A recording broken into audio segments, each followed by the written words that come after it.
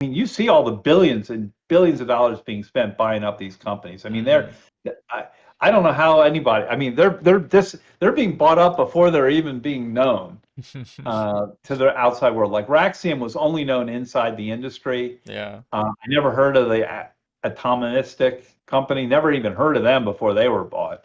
So that's how fast they're going. But Snap buys Compound Photonics out from Mother. I wrote articles about that. The other big thing in the whole area is everybody's being bought.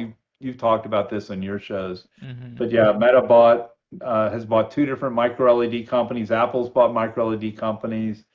Nano Systems bought Glow, and I'm wondering whether Glow, I think, was largely out of France. I've also heard that Jasper, which made their backplane, I heard rumor that Jasper had been bought by somebody.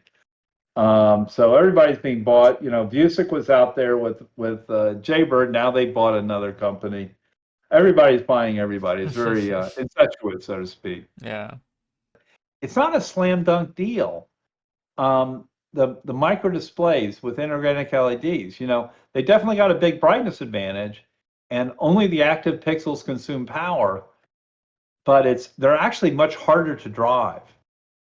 You know, it's just hard to figure out how to do it, and the uniformity is probably not there. You know, they are leveraging stuff, but you know, it's got the biggest thing that may hold them back is, you know, we tend to think if you want thin, and this gets back to a whole nother physics problem, but basically if you want to do 20 to 30 degrees, there are a lot of ways to skin that cat. There are a lot of ways to get in there and figure out how to do a 20 to 30 degree field of view with lots of different optics solutions, many of which involve waveguides, but some don't. There's also an interesting company that wasn't at the show called Orim, a little company out of Israel founded by the same guy who founded Loomis. And they've got some that's kind of in between a waveguide and whatnot. So, and they can get a little bit bigger field of view. But basically, it's hard to be that, when you want that small, flat, thin thing, you get into waveguides. Micro LEDs are really physics-wise not very good with those. That's where I get it back. If you're going into a waveguide, if you want to put up a bright white image, it's bad. I mean, the efficiency is really bad.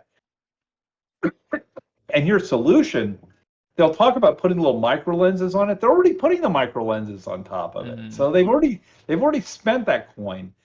Their only solution is to make that emitter even smaller, but there's only so small you can make it and still get energy out of it and whatnot. So there's real problems in collimating it. I mean, the ideal engine at some point is to do like a laser at each pixel. Yeah. But then you have issues with interference and whatnot. But you want something that kind of has collimated light coming out of the pixel. But right now, they have very poor coupling efficiency. They basically depend on only the active pixels consuming power when you use them with a waveguide. So I don't see any other way around it, just based on the physics of it. Got a very high cost per pixel. And then there's lots of talk, but they're very uncertain roadmaps to colors, at least if you're going to do it cost effectively. As we talked a lot about the X Cube. The guys talk about using a waveguide to spatially combine. That helps, but it helps the size and distance issue, but you've still got to align each of those panels individually. So you got 3 panel alignments to do, and then relative to each other and everything. They talked about doing quantum dots. Somebody talked about using UV might make it better. The problem with quantum dots is you can do quantum dot to kind of convert the color, but it's a spatial color. That's the other thing that happens. Is you got a problem with spatial. I was going to show that in a sec. But you know, direct RGB spatial color, there's just all kinds of massive process issues. Yeah, here's Pyrotech. Pyrotech is interesting. They're definitely going for the home run. They have a single emitter for any color, but it's an early stage company, and the beauty is you only have to drive one color, because you have one LED per all the colors. Yeah. But now you kind of have to come up with field sequential color, because now if you want white, you have to put up red, the green, the blue, red, the green, the blue really fast, and you now have to control that take whatever the image is and do that and have enough storage and other stuff to say, I'm going to put white up here. See, a lot of times, like in LCOS, we'll only store like the red field on the display, so we have a storage up there for that. Nope, now you got to store the whole color up there so you can go red, green, blue, red, green, blue, red, green, blue real quickly. Stuff like that. So there's interesting things there. So they're interesting, but the drive is more complicated. But the nice thing is there's only 2 wires to connect per LED. Astendo has an RGB, and they've got it working. They've had it working for a while, but it's lower nit. They do stack. They have the red, green, and blue stacked on top of each other, but that means that they tend not to get as bright. So, you can expect efficiency not to be great when they go to color as they were with just green only. Right. Just real quick here, a point. This is talking about how to do color. I've talked about there's some other ways, but with field sequential color, you do red, green, blue on top of each other. So you have a single pick. So I can do 4 pixels and kind of the size of one color. Now, even if you do like 2 greens, a red, and a blue, do you count that as 4 pixels? Do you count that as 2 pixels? There's some games you play here. But the deal is with spatial color, you have to space the colors out. And so now your pixel is bigger.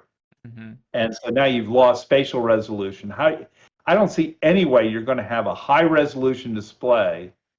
It's going to get to be small. Those pixels will get a little smaller than OLEDs. But, you have problems doing a high resolution display with color and everything. Yeah. So I think the path is uncertain on how we get the color. And here shows you, like Vuzix in January, this was funny. In 2020, late 2020, they showed a video where they showed 3 colors getting combined on the waveguide. And then by 2021, they were showing the same X cube. So. Yeah. But anyway, it certainly can be done, but then the question is, could you go to market with it? Is that the kind of thing you're really going to go high and with? I don't want to get into all the physics here, but I did want to talk a little about the power efficiency. The problem you have a wall plug, kind of figuratively. You're going to bring electrons in. You got to convert the electrons to photons. So you have electrons to photons. And the problem you have with these micro LEDs is they're spraying the light every which way. And your problem is you only count the light that goes into the little tiny hole. Most of this light's going to get thrown away. That's a big problem with micro LEDs right now. And then you lose all kinds of stuff going through the grating, so they're inefficient. But one of the big problems, we sometimes call this the étendue or the coupling. This is sometimes called the coupling efficiency. A lot of people call this the étendue efficiency, étendue coupling problem. This is a big problem here. This is where they're losing out right now to LCOS.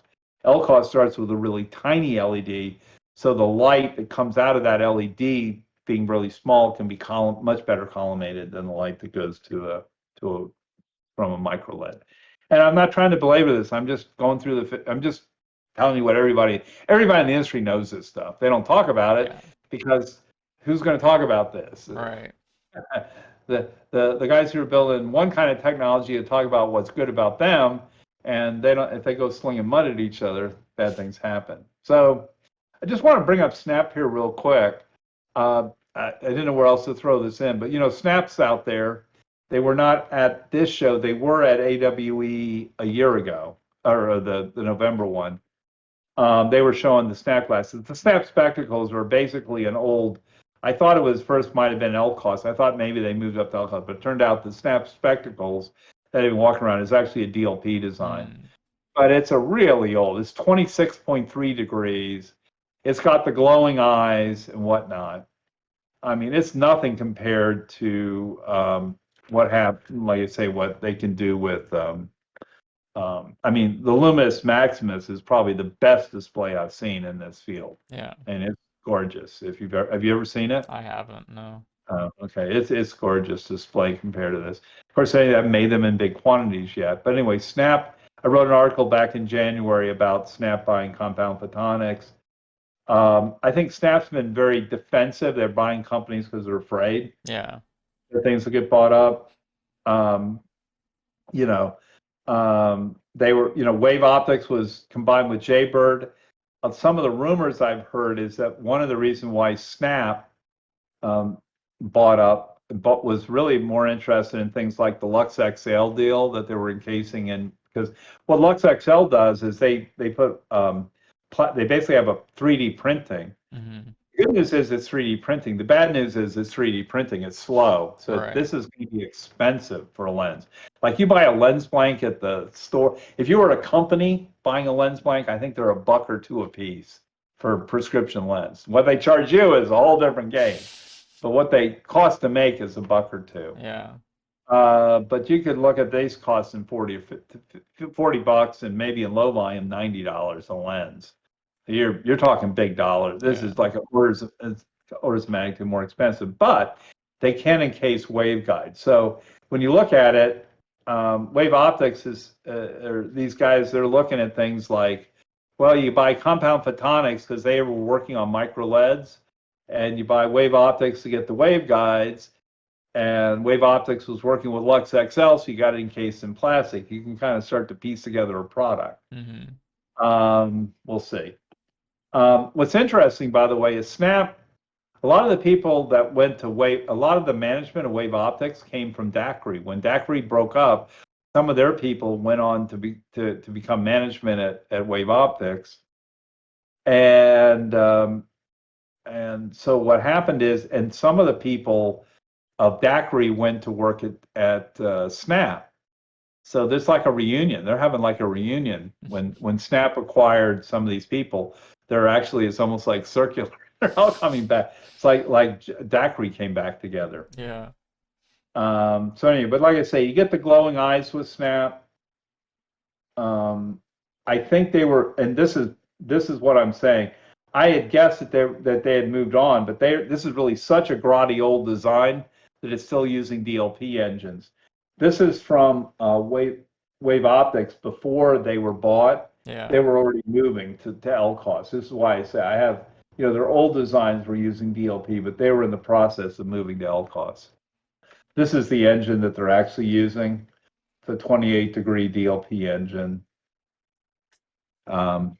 It's been out there for a while. This is a spec from 2020, but I think the device could have been bought years before that. Oppo is a company out of China. As people may know, Jadebird they just built a big factory. I just saw a little news release on it. They're building a big factory in China to build micro LEDs. And they also, by the way, this same company, Oppo, also has a bird bath demo. I don't know where they're getting this from. By the way, that company I mentioned before, GoreTech, I know they've got deals to make waveguides. Yeah. I wouldn't be surprised if this wasn't a GoreTech waveguide at all. I don't know anything. Yeah. I'm just saying it's possible. But anyway, they had a micro LED demo where they've got a Jaybird display in here. This was a different booth called Cellid. So they're doing a waveguide, and they're using Jaybird display as well. This is showing it working, and they wouldn't admit whose it was. Mm-hmm. But if you look real carefully on this board, you'll see it says like Jaybird display. Yeah. Plus, I'd see, look at the board. It's got a red, green, and you can see they've got a red, green, and blue connector. They've only got the green connected up. So this is like a Jaybird display driver board. And this is a drawback right now to Jaybird is a lot of these micro LEDs are really hard to control. I don't know anywhere else today you can actually buy a sample of a micro LED. Right. For all these other people, all these companies out there talking about they're doing something, they're the only one that you can literally just plunk down cash money and they will ship you a unit.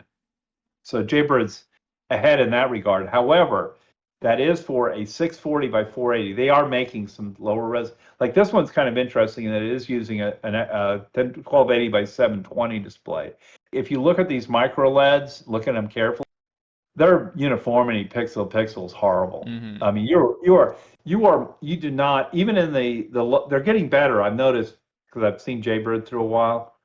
They're getting better, but they're still not it's still a very grainy. If the worst thing you can have them do is put up gray, like a mid-level. Just have them put up a mid-level and see how much there might be 10x variation from pixel to pixel. Right. They're almost better off when they just drive harder or not. So Vuzix is another guy out there. And their booth was, I'll say, kind of perfunctory. They have a big booth at CES. They've been big at other shows. This was more just we're here. Yeah. It was for Vuzix. there wasn't a lot there. They did on the floor. This is and because they didn't do that, I met them. I knew them really well. I didn't spend a lot of time in their booth. So I didn't get a lot from this show, although I did get this picture here. It's just an enlargement of this here. Mm-hmm. You can see they have the Shield, the dual micro LED one up there, and they have this thing. But once again, I think Vuzix makes most of their money off of these boom type things, not off of all the fancy stuff you see. This is their kind of bread and butter business. I know at CES a couple of years ago, they were bragging, they developed a submersible version they were using for like swimmers and all. I can't believe it's a huge market. They did do the Vuzix Blade, which is DLP, and that's into a waveguide. They got, interestingly, they use the same base tech. They started with the same base as HoloLens. HoloLens, Nokia used to develop waveguides, and both HoloLens, Microsoft, and Vuzix licensed that same technology.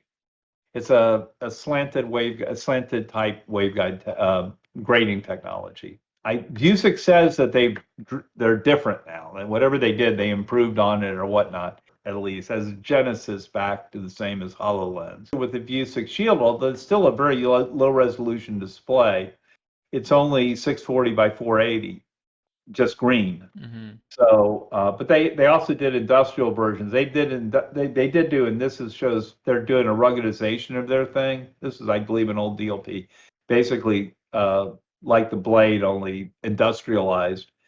So this is replaceable in case you break it, but it's been encased and ruggedized. Right. I mean, that's a big problem. By the way, all these waveguides, none of them can be touched. Almost all waveguides,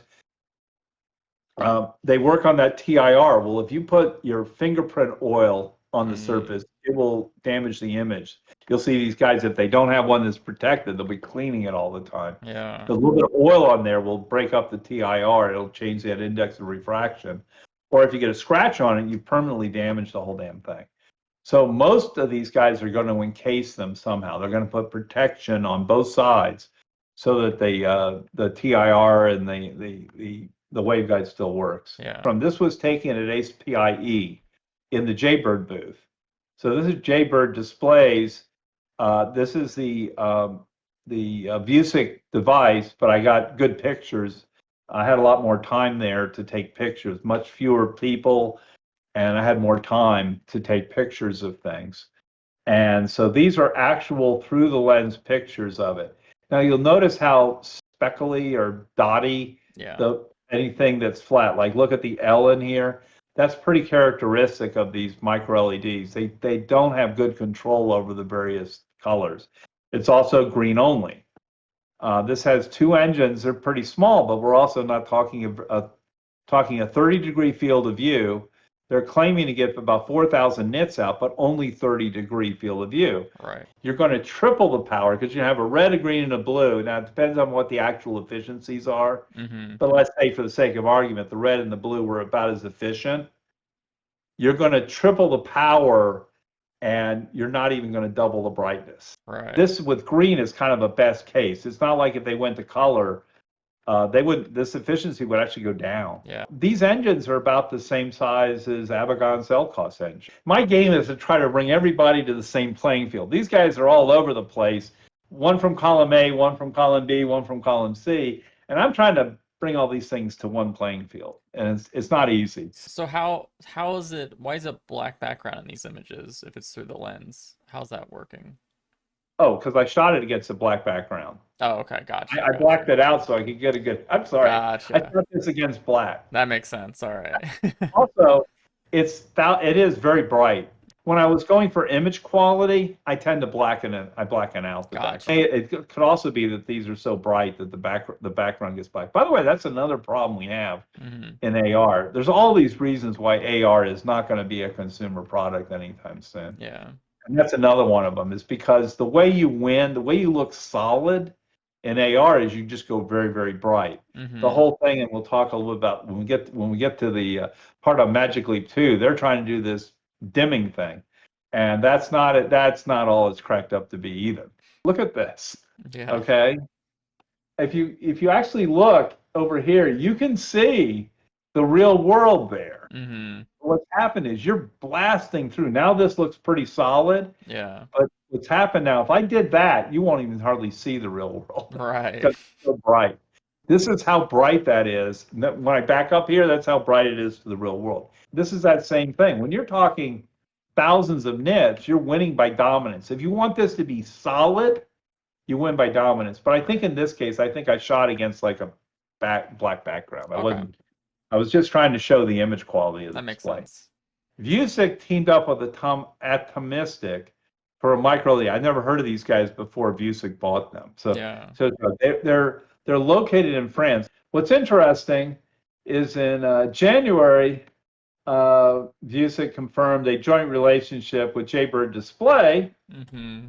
And before that, in May of 2021, they confirmed a relationship with Plessy, who was in turn bought by Meta. So this may be a little bit like Snap, where they're basically saying we have to buy our sources. These guys, they'll buy these companies out from under us. Although I don't know what the deal was with Jaybird, but it's kind of funny that here we have in about just a year and a half period, they've entered in relationships with 3 different companies. You're right. It's kind of the nature of the market these days. It's not to be critical of them. I mean, they're doing what it's just like Snap buying people. Yeah. People are doing things oftentimes in reaction to what else has been going on in the market. Right. Once again, this is back to SPIE, AR, VR, MR. This is a view through the Oppo. This was not showing gray. It actually looked I don't know if I didn't overexpose a little bit. These are shot through the Wave Optics one. So this is Wave Optics at the same show. You can kind of see how it's kind of motley looking when you see a big, large, not exactly dark area. This is a shot at black, and then this is a shot at a window, so you can kind of get a little feel. But this is the problem you have too. If you make your display bright enough that you can see it solidly, you've blackened the real world out. Now the eye has better dynamic range than the camera. Mm-hmm. So in the real world, you would see something, but you're still if you put up a bright image, you're gonna start stopping the eye down and making it difficult for them to see the real world. Right. This is a real problem. Once again, they're all green. It's green only. So, but I just wanted to kind of throw that in to round out that. And this kind of makes the point. I mean, we're looking at something that's this is a digital lens, and I believe I said LCOS, but I now believe this is probably a DLP engine. Mm-hmm. They're doing LCOS engines that'll do the same thing. You're looking at 1280 by 720 resolution versus and for a stereo view, but they're talking green only, right? Where these guys are now full color, and you're talking 4 times the number of pixels, so 4 times the pixels. So it's really not right yet a fair fight. The gap between where MicroLED is at and where LCOS is at right now is much bigger than you might think if you were just listening to the headlines. What about for if we're talking about like just normal data classes like we're kind of seeing here, what's the power efficiency comparing LCOS with even just green micro LED? My understanding is that if you looked at it, LCOS, if you did very roughly equivalent waveguide technology and equivalent everything else, my understanding for the same field of view and same eye box, LCOS is going to end up being about 10 times more efficient. And the reason why is that it gets back to the étendue notion. Yeah. They start with a really tiny LED, and the LCOS acts like pretty much a mirror. You lose the polarization and all that.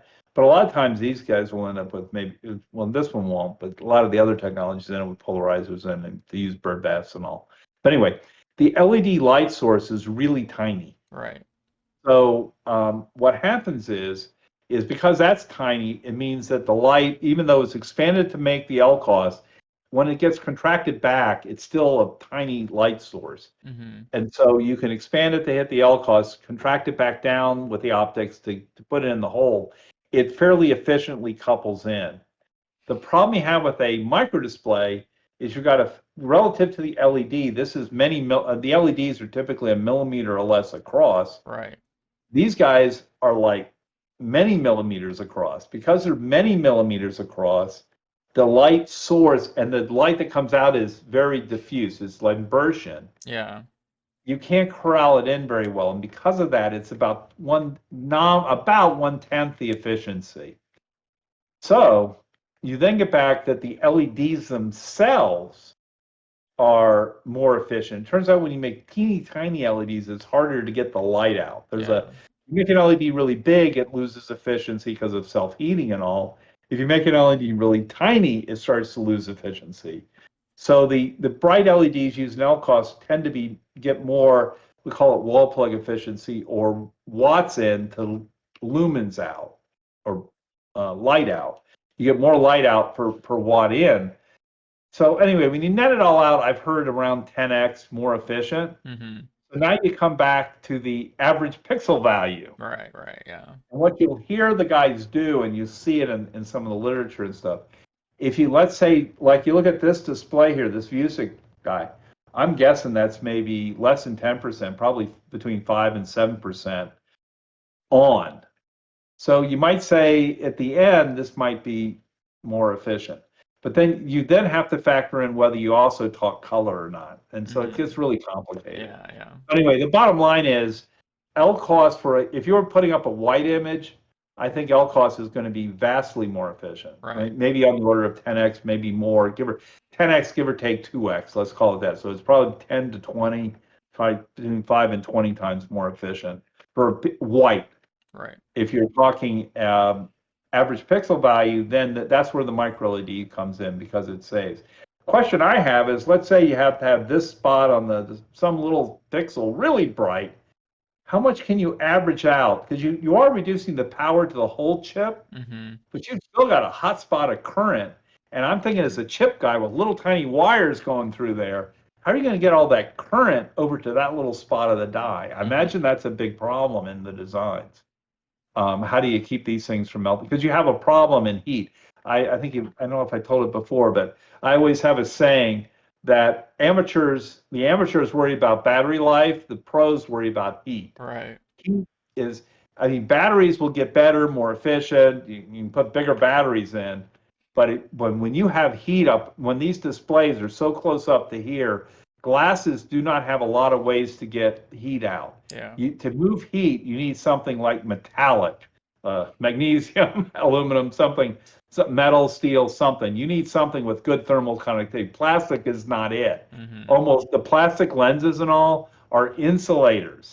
That's what you do to insulate. The heat will not get out. Yeah. And so unless you can get that heat out, it will continue to build, and the thing will continue to keep getting hotter and hotter and hotter. Okay. Interestingly enough, I grabbed this. This is off the internet. Talked about doing color. Jaybird announced, and I don't think this was at the show, it came out this week, but Jaybird Display, and I believe this was the DispelX WaveGuide, showed a full color one. But what they're doing is they're doing 3 chips around an X cube. You may remember I worked on 3-chip LCOS way back when. I don't know if this is a good solution or not. The other way to go is you go with a red, green, and blue waveguide, and you put a chip per waveguide. The problem you have is the alignment precision here, plus when you build a small X cube, an X cube is literally made of 4 triangular prisms, glue them together. The center is never perfect. As you go smaller and smaller, that imperfection in the center's got to be more. So I imagine there's a little bit of a blurry line. If I was to put up the right image here, I could see a problem where the cube comes together. I guess in this case, the cube is vertical, so there might be a little bit of a line going this way if we were to, this is not exactly a perfect image to try to evaluate. Also notice it's extremely sparse. It's maybe There's 4 no or 5. blue either. Yeah. Oh, that's a good question. Where's the blue? Well, blue is invisible. Yeah. Blue has no nits. You also see maybe some color variation. It's hard to know. This is one picture. One more question about all this, the prism. Do they normally wrap it? Is that copper wrapped around the prism? Yeah, you're trying to get heat out of there. Yeah. Just to continue what you're saying earlier about heat. Well, it's also it's electric shielding, but in their case, I think it's heat removal. Yeah. There are better things, these carbon nanotube fiber things that conduct heat well, but you still got, by the way, anything like this, What a heat sink they got. Here's the thing. Look, that might be a slug. I hadn't thought about that if I was analyzing. Here's the thing. When you put copper like this, it only moves heat. So it's Yeah. moving heat over someplace else. You have to have something else remove it eventually. So you either move it to a big slug, a big radiator like a heat sink with lots of fins on it, or you have a fan. Yeah. Because this does not solve your putting a heat mover element there does not solve your heat problem. It just moved it over to here. Right. So now you've got a much bigger area. You've got like this whole thing, and I don't know. That might be a slug to get heat out. Yeah. Yeah. You're taking the copper to move it over to here for a big thing to radiate the heat out. I did an analysis when I was looking at Nreal. I talked about that if you look at it, the whole front face of Nreal is made out of metal. Mhm. Even though the ear, it looks like it's plastic, and even though the arms are, it's metal, because you got to have something to move the heat out. Yeah. Yeah, the other thing here that people don't understand, when you do a cube like this, first of all, the cube is not perfect. It's Mhm. always a little wrong. When we're talking these kind of microscopic dimensions, Yeah. when you think about it, you've got to align these three panels. Now, the one that you don't worry as much about is the XY translation, because XY, okay, they're not lined up. I'll move the image around. I'll rescale it. Okay, I'll lose some you lose resolution when you do that. But it's almost impossible to get all at this size pixel. Like when I was doing televisions, we could align to basically the pixel.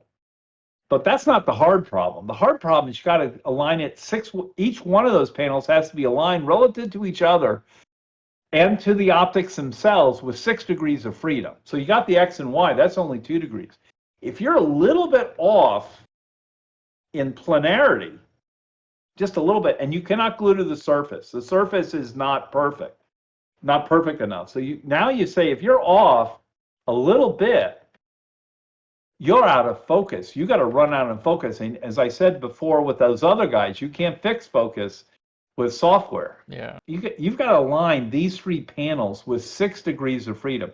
You have that same problem, by the way. And matter of fact, if you go back to Vuzix early videos, they showed a waveguide based, and then they did a later video, a few weeks later, where they did one with this called an X-Cube combiner.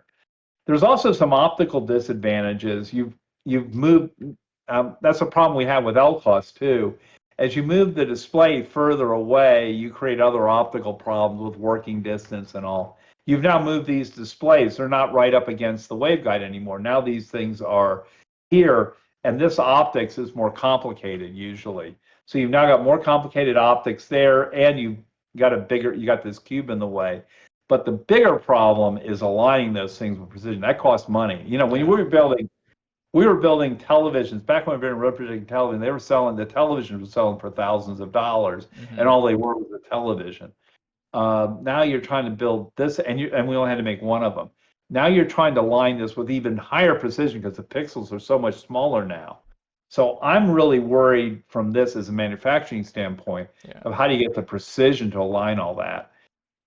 Once you do and plus you got 3 chips. You just added a lot of cost. There's a reason why people like to do it. There's a reason why people go to all that trouble to put it on one chip. Mm-hmm. Factor up is I remember you telling me a story about how like with certain display engines they like to put a lot of jarble like if it's like very non-uniform and stuff.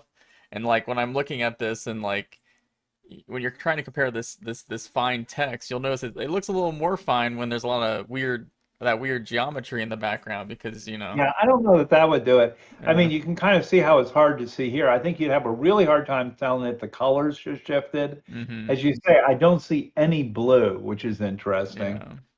And maybe the blue didn't line up. Yeah. And they said, oh, we'll get away because you're right. That's looks like mostly green with a little bit of red in it. I don't see anything that, like, there's no cyan. Like the idea is if you had blue in there, you'd have cyan. Right. You're right. I don't see any blue at all in this. I see red because yellow is a combination of green and red. Right. So everything's like an orange is kind of like a really reddish yellow. It's like mostly red. This looks like mostly red. Yeah, I don't see any blue that made it through there. Now the thing is, you cannot see blue on its own. If I was to turn blue pixel on something like this, you'd hardly see even a big blue patch. It would barely be noticeable if it was a really saturated blue. But what it will do, if you see it with the green, you'll see a cyan color. I always say it from a conceptual point of view, I always think of it as tinting the green. Mm-hmm. You use the green to give you the nits or to give you the brightness, and you use the blue to shift the color. But Right. you almost don't see it. If you put just blue up there, you hardly will see it at all. Got it. Okay. Mojo Vision was at the conference. There's a kind of an interesting video. This showed up on Reddit the other day. They pulled up this video from a fireside chat with Bernard Kress does these fireside chats where various companies come in and talk about stuff. Mojo Vision had a private room. I did not go to their private room this time. I did go to their private room, the AWE, that was November. As we talked about, AWE got compressed because they waited as late as they could last year, so they're at their kind of normal time this year. Mm-hmm. But that meant there was only about 7 months between shows. Well, I'll throw my skeptics hat on here a bit. They get talked about a lot like they're ideal, but you got to realize, okay, they're talking pretty small pixels, Mm-hmm. like they're 1.75 micron emitters, one color only. Yeah. And they're fitting 256 by 256 of them into kind of a hexagonal pattern. I'll show that in a minute. But and what they're building, I think they're still doing this, what I'll call a reverse telescope. If you know how kind of a telescope works with mirrors, they basically have the display shooting at your eye. They hit a mirror that comes out. It's kind of the opposite of a bird bath or whatnot. And once again, people use the mirrors a lot, but they got to shoot it down at the mirror out back to a outside mirror that then focuses the light to your eyes. So this works kind of the opposite of your classic mirror telescope, kind of a mirror telescope in reverse. Here's your problem, though, among others. You already got not very many pixels, Mm-hmm. and the pixels are already pretty tiny. Right. Okay, and they're only one color. Okay, so you got a lot of things already. You're talking monochrome up above. And then the problem is that this thing is already getting to be, I did based off their measurements, I calculate that they're blocking about 1 millimeter. Right. Well, in outdoors, if you were outdoors, your pupil's going to be about 2 to 3 millimeters. So for the sake of argument, I've drawn a 3 millimeter pupil on here. And you kind of see that's a pretty significant chunk it makes out of your eye.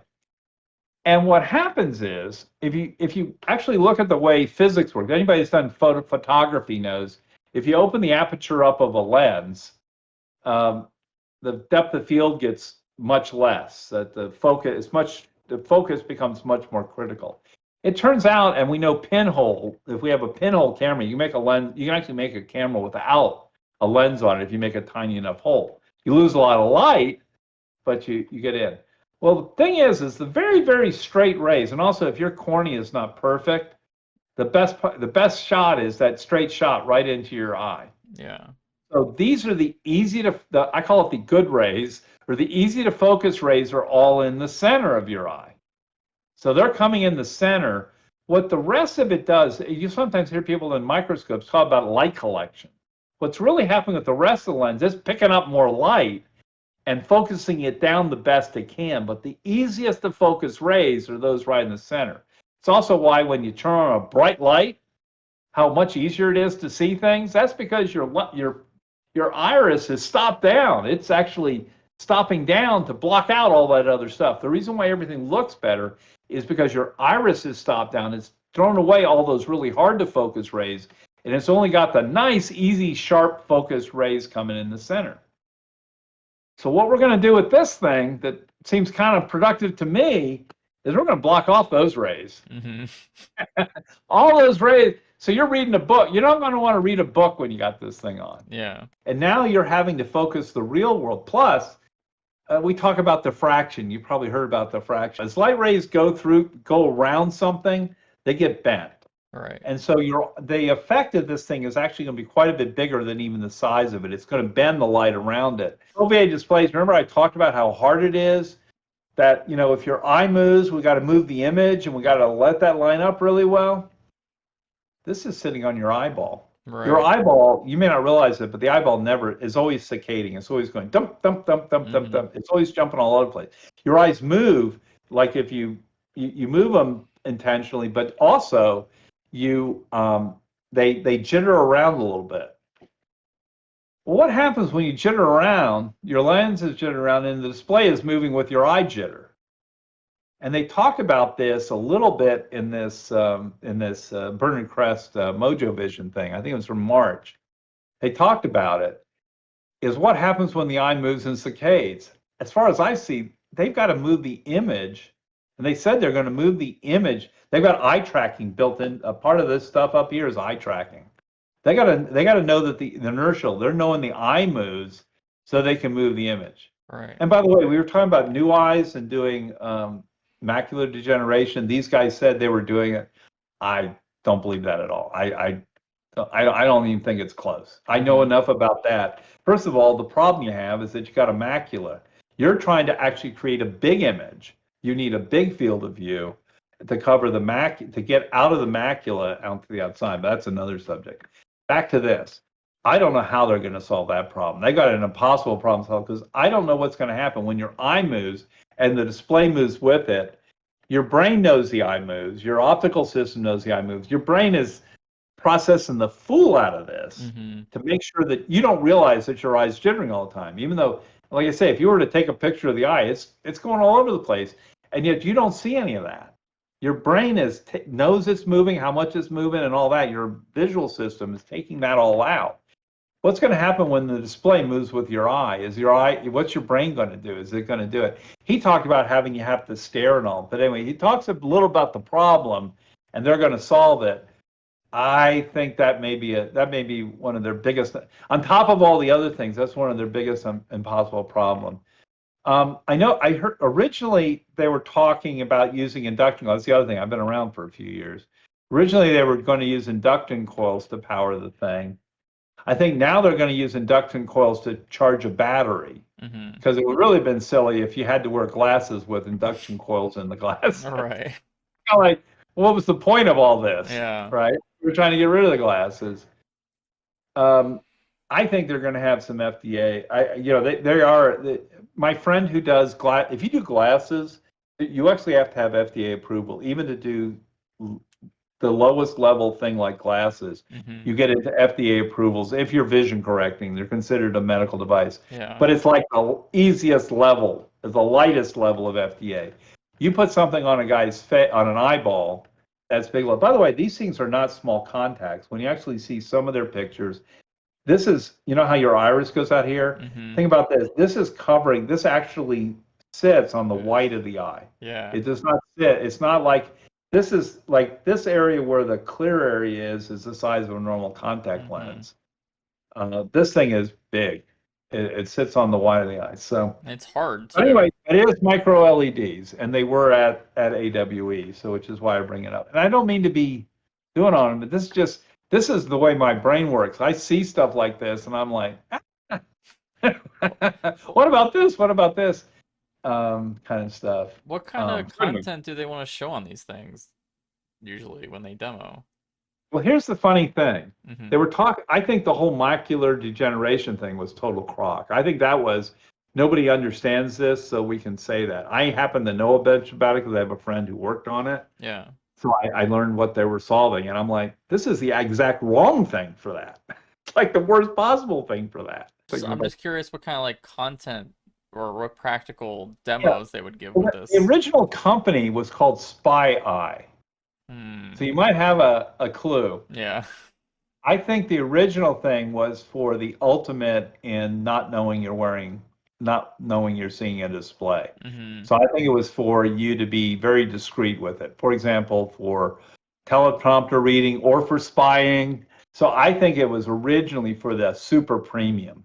It's basically, look at this. You got to wear contact lenses. That's a big ask in terms of, we're talking about guys. We're talking about Magic Leap and whatnot, having problems getting people to do buy a separate set of insert glasses. That's trivial compared to getting a set of contacts made that are really expensive contacts. I don't know what happens. I don't know how long they've got to do these these have to be highly permeable, because they're sitting covering up so much of the eye, they got to get oxygen through them and all. I got to believe these things are would be phenomenally expensive to make and replace. Yeah.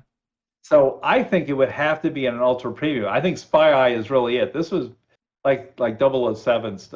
This guy's got to be as valuable as 007. Right. Because I do not understand. They've raised a lot of money. Mm-hmm. One thing, as you've heard me say before, you know, the ability to raise money has no correlation. I really feel for like Jerry Ellsworth and Till 5. It's funny how they'll give all this money to total shams, and yet, and I kind of put Magic Leap even in that category. The amount of money they'll give to people like that, when people are really doing something, it's much more modest. But I'll tell you what, so much of this money goes to big picture people. And people think, well, this is the ultimate, isn't it? And I'm kind of like, I'm not sure it ever gets to the ultimate, because at some point, this is one of those other lessons I talk about with the Magic Leaps and all these guys. Physics starts to come in here. The wavelength of light the dominant wavelength you're looking at, like green, is about 530 nanometers, or about half a micron. Okay, red is like 640-ish. You know, there's a spectrum of color, but around 640. So you're only talking like less than 3 wavelengths of red light. And by the way, diffraction starts really factoring in here too. So you're not gonna, and you've got optics to do and do all this stuff. I think this thing is never gets, and then how are you gonna do color? Yeah. I mean, it's just, so I don't see how this ever gets to be much more than what it is already. I don't think they can solve what they say they're doing now. Yeah. Particularly once you throw the eye motion in, and then you got to throw on top of that the other thing. And by the way, no investor has ever come to me and asked me about this. It just makes me wonder, and yet they're giving them tens of millions of dollars. Yeah, with the cicading thing, it makes me feel like if they like put text on the display, it would look like floaters. Like texts are as eye floaters almost.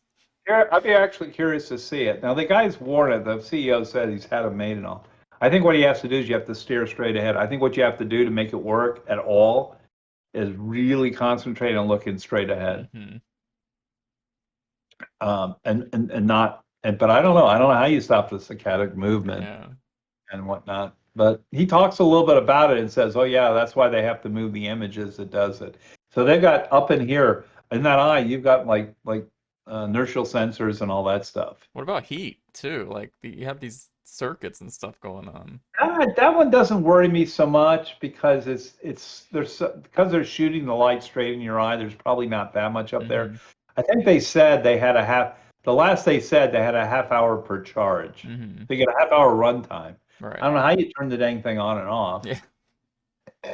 So I don't know how that half hour. 3 times fast. Turn about it. It's got to be wireless. Yeah. And so you got to be spending a little power just to talk to whatever tells it to turn on and off. But or maybe you blink your eyes and it turns on. I don't know. There's a lot of things here. But they've raised. I don't know. I think they've raised over $100 million today. So.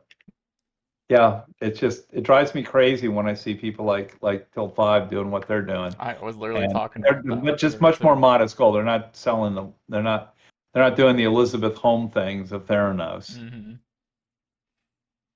Oh, yeah. While we're here, here's what the image is. These are a couple of images. These are from them. This is their thing. By the way, you'll notice here's the display, and that's actually the die. So this thing's getting up there. Now they're going to have some optics around it. So even though they talk 0.45 millimeters, if you go back to that optics, that's the display portion. But then they've got to have this mirror here and the optics and stuff like that. So it's going to block more than just the display. Yeah, I was about to say, yeah. Okay. So, but they're able to produce an image. It's kind of neat. The most interesting thing about the company is they do have a really tiny micro LED. It's green only. It's hard to tell much from there, but this 256 by 256 pixels. That's what you can get. Yeah. And by the way, notice this is all uppercase text. That's another. These are as a demo. So a guy used to going to magic shows. You notice it's all uppercase text. There's no lowercase text. It's not like real text. That's a trick to get, if you use all uppercase, you can get away with a smaller font than you can if you have lowercase text. Right. So you're not getting that much text on a screen, not readable. Not to mention the fact what happens when your eyes saccading and all. Yeah. But they are showing it does work. They are getting a working thing. This shows the process. I talked a little bit about, you build a wafer, you build these this crystalline diode stuff. The classic way is flip it over. The only problem is usually these wafers are teeny tiny, and the wafers that they make modern CMOS on are huge. Yeah. So what do? And see, they're already putting lenses on it. You know, people say, "Oh, they'll put MicroLED." Well, they're already doing that. Right. That's half that. That's how they get to the nits. What you can do with nits, now lumens is all the light that's coming out. Nits is light in a given direction, in a given vector. So what you do with a lens is you're converting the lumen, you're making the lumens have higher nits. But then, of course, if you go off axis, there's no concentration of energy. It doesn't go away. All you've done is if you were moved. When we're doing near eye displays, we don't need to move much. We don't need a very big range. Like when you're looking at a monitor, you want it to where no matter where you are in the room to see it. Whereas on a near eye display, you only have to hit the eyeball. So, I talked about LCOS being kind of complicated, but micro-LEDs, God, that process is so complicated. Right. Generally, you make LCOS, you make the backplane in CMOS, and you're making this in some kind of gallium nitride, and now you got to get the two to meet. I don't know if I brought this up. I don't know if I'm going to mention this, but there is a new company that just appeared on the surface called Parotech. They're out of Cambridge, England. They're doing a single emitter thing. They're kind of interesting that they're going to solve the color problem by having a single color, a single emitter that changes the color. Do it spatially, you got to have 3 colors, and nobody's really figured out the color problem yet. You see people do it. And by the way, like I think Glow had a full color one back like 5 years ago. Right. But my guess is that was a laboratory hand-assembled pixel by pixel under a microscope. When you see 2 demos and you say, boy, they both look good, who's ahead? Well, it's not who got there first. It's like who's closest to being manufacturable. Yeah. And see, at these show floors, you don't know whether you're looking at a multi-million-dollar prototype. There may be only one of these in the world, and they spent $10 million to make it. Yeah. Okay. And the second one, like again, they're starting from scratch, and they threw away like 10,000. They threw away 1,000 of them to get this one. Well, you can't be in manufacturing. See, yield. This is why I sometimes say, you hand me a good working device in my hand, I think you're typically, and it was manufactured. It was done in a way that you could manufacture it. It wasn't a hand-built, glue together. Right. You're probably 5 years away from expensive, like industrial level manufacturing, industrial quantities, hundreds of thousands, and you may be 10 years away from consumer. Right. It takes time because these are complicated processes. The individually, it's not so bad though. You've got a lot of guys, and one thing you don't know about micro LED companies is you actually have to ask, okay, who's doing your backplane? Who's making your LEDs? Yeah. And who's putting the two together? Right. And usually there's more than one company involved. Sometimes there's 3 companies involved because they're different. They're actually fairly radically different things. The CMOS guy's got the easy job. He's got the IC jocks. He's got the guys doing maybe the heavy duty digital and processing and probably also to do the drive of the thing. He's an IC jock. And so his job of making it is pretty easy. He's got to build a much more complicated chip because he's not much about process. He'll get the process from TSMC or from some fab someplace. Process, they've got billions of dollars they've sunk cost, trillions of dollars of sunk cost into making those ICs. Yeah. The guy who's doing this gallium nitride stuff is not made in that same line. It's not made on the same assembly line. Right. That's made in a different place. A much small. By the way, another problem they have.